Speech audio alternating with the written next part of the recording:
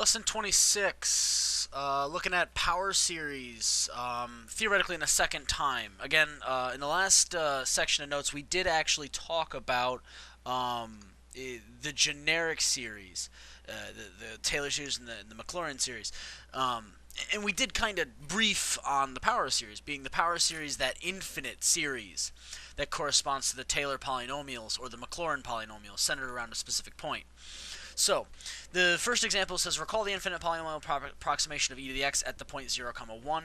Write out the first 5 Taylor polynomials. So the first 5 Taylor polynomials will specifically be P0, so I'm going to go ahead and write this as example 1. P0 of x, P1 of x, P2 of x, P3 of x, and then P4 of x, okay?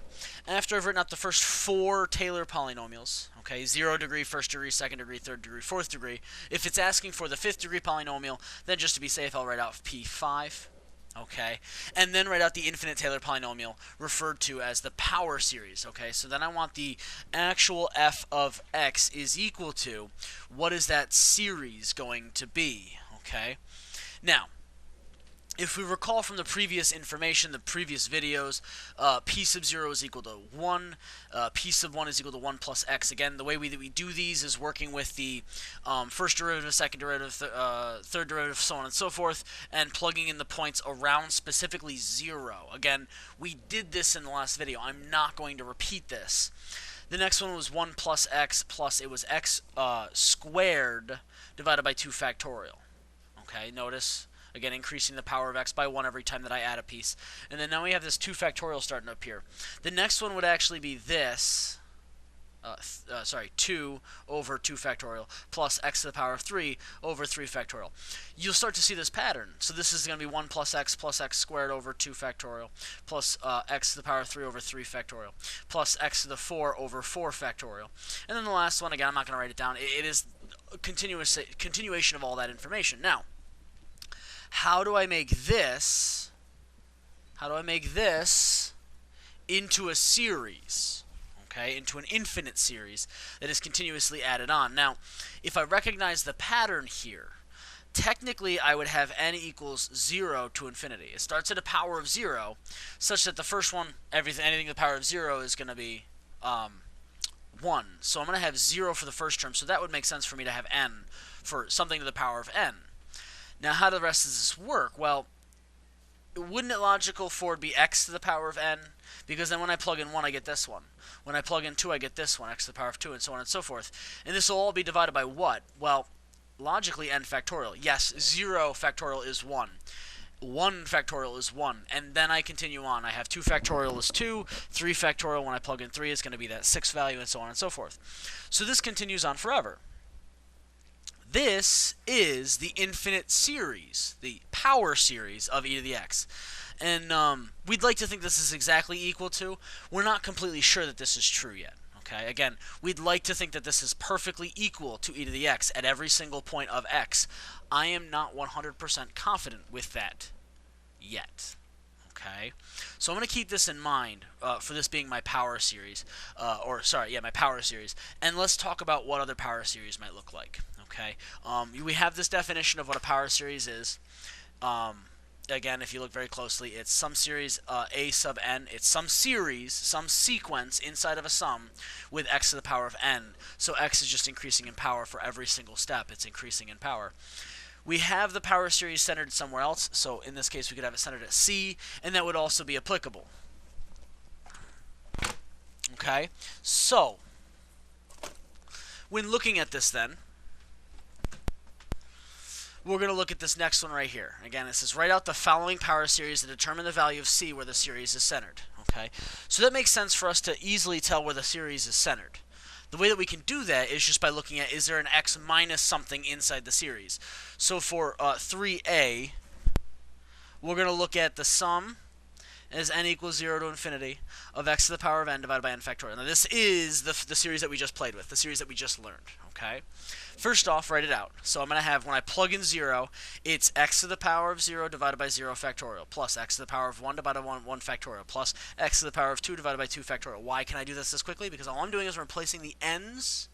I'm replacing these n's with 0, and then 1, and then 2, and then I'll replace it with 3, okay, and then 4, and dot, dot, dot, dot, dot. Now, if you want to, you can simplify the first few terms, but it's really unnecessary.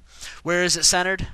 Well, where is the x or the value added to or subtracted? And it's going to be at 0, okay, because there's nothing added to or subtracted from x.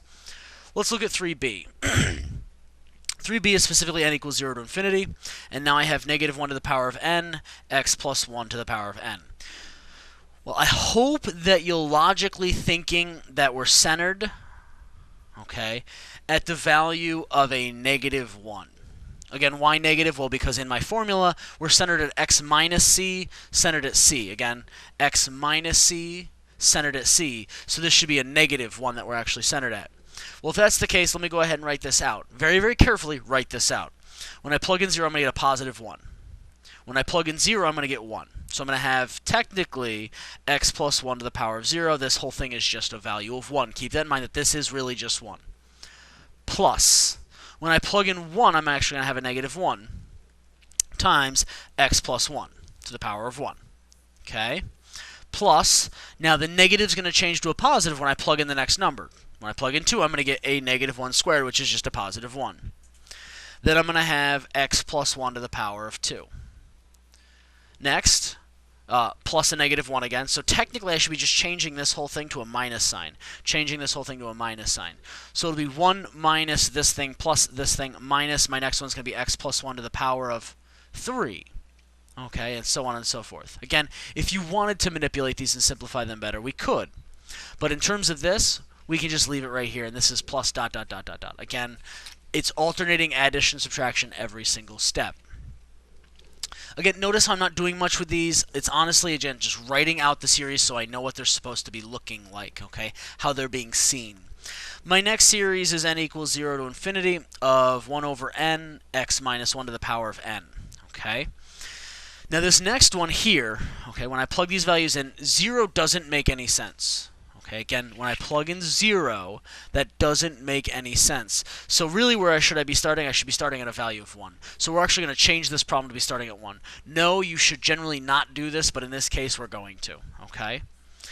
So, now, when I plug in 1, what happens? Okay, I'm plugging in 1 for the n values. So it's going to be 1 over 1, which is 1, times x minus 1, plus. When I plug in 2, I get 1/2 times x minus 1 to the power of 2. Plus, and then continuation of this. Now, I'm going to start changing these because it's x minus 1 to the power of 3, all divided by 3. Plus, an x minus 1 to the power of 4, all divided by 4.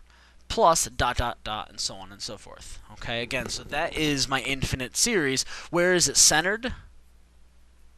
Logically, at a value of 1. Again, it's x minus 1 on the inside, so it's centered at 1. X plus 1 will be centered at negative 1. If there's no addition or subtraction with the x's, it's centered at 0. That covers the first front half of those notes. Now let's talk about these theorems and the definitions. And then what we'll do is we'll use the last video to prove all of the examples in number 6, or at least try to. Now, the convergence of a power series. Now this is extremely important for us, okay? What we're trying to determine, and if you recall me saying the word yet in terms of this particular problem right here, is this thing equal to this thing always? Well, we want to know, based on the convergence of a power series, is it convergent at the point? In this case, is it convergent at that c value? The c value in this case being a 1, or sorry, a 0, okay? So, the convergence of a power series. For a power series centered at c, for e to the x it's centered at 0.